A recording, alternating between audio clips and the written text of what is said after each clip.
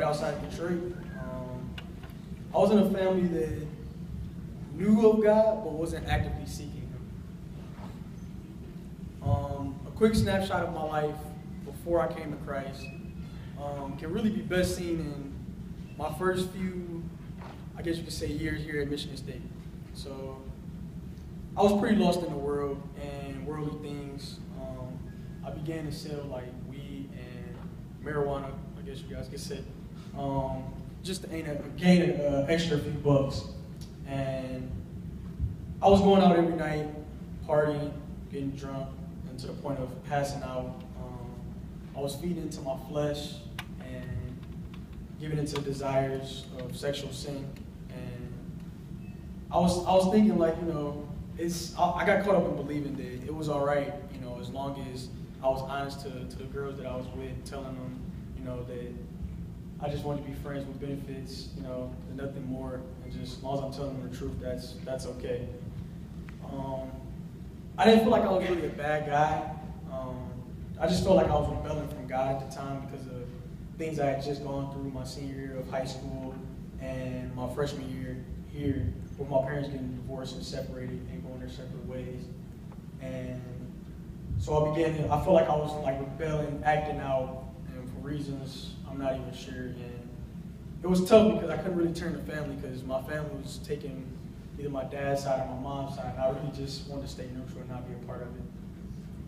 So God placed a bunch of crew guys in my life, and it was hard to stay away from them. I mean, these guys like literally hunted me down and like come knocking on my door, and it was just like loving them. I'm like, these guys are like so nice, and it was like it got to the point where it was like hard to avoid them.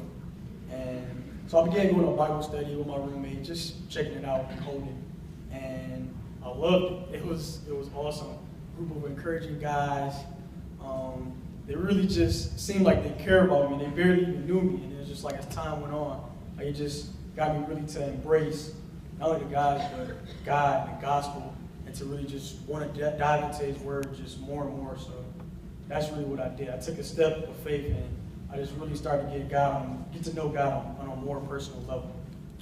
So, like it says in James 4:8, draw near to God, He will draw near to you. And that's really, you know, where I went with it. I just started getting to know more and more about Him. I wouldn't say I was a full-on believer at this point, but I just really was interested. I still had times of doubt, and I kept asking myself, is He really real? And I kept looking for a sign from God. Although the clearest sign is that Jesus left heaven, He came to earth, He died in our place, and He rose again. I mean, what better, you know, what else could He do for us? Why am I looking for a sign from God?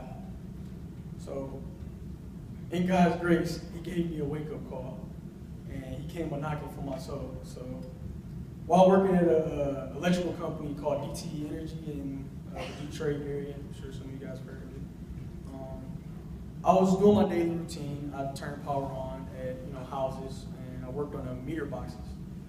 And I approached the old meter box, and it was old and rusty, and I was just like, I'm gonna just do it. It was my last job of the day. It's like, let me just finish it, finish it.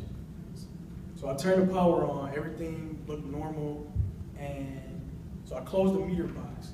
And right as I began to close the meter box, it started like arcing out of control, like, and like just like going crazy, like fireworks and stuff. So I'm like, whoa! I take a step back, and I was still pretty close. I was about as close to this wooden thing as I was to the box. Electricity visibly was shooting like from the top of the meter box, went up the meter box to the line, went from the line back to the pole, and then on the pole, like you guys see like the bucket thing, it's called a transformer. It hit that, and once it hit that, firework, literally firework. So, like firework. So I'm just watching it. I'm still like, it's erupting in front of my face, and I'm like, boom, all right. So then that catches fire, and the line catches fire, and it comes back down the line, and then the house catches fire. And so I'm like, still standing here. I cannot move a muscle. I'm trying my hardest, like, to move. I'm like, I cannot move. Like, run. Everything is telling me, run, man, run. And I literally I was stuck. I was in a state of shock. I couldn't move. And I became afraid, and in that moment, I started thinking about my life, the things that I had done, people that I had wronged, all the ways that I went wrong in life. And so at that moment, I thought it was it. And so I just cried out, I said, God, please don't let me die. And in that moment, suddenly, I was able to move. I'm sorry. Took off running out the backyard. Literally seconds afterwards, the line came down where I was standing. So I wouldn't be here if it wasn't for God's grace. Sitting in the car that night, I just cried. And I was just so happy that He saved me. And I was like, man, God's grace is so good. It is so good. And He is real. Because He saved me on that day. So from that day, I decided to pick up my cross and carry it, not turn back, to keep moving forward. And from there, I came to Christ. I've seen much victory in my life. My family, my mom, is the only one in my family that I'm still working on. But my brother, both my brothers, my sister, my dad, have all come to Christ within the last 2 years. So you can't tell me God's not real. So He saved me. I seen victory over things like financial burdens, purity. It's everything that just began to come together. And I just started to realize, like, why wouldn't I live this life sooner? Like, it's so easy just to trust Him in everything. It makes everything so much easier. So on this day, I just like to say thank you, Lord.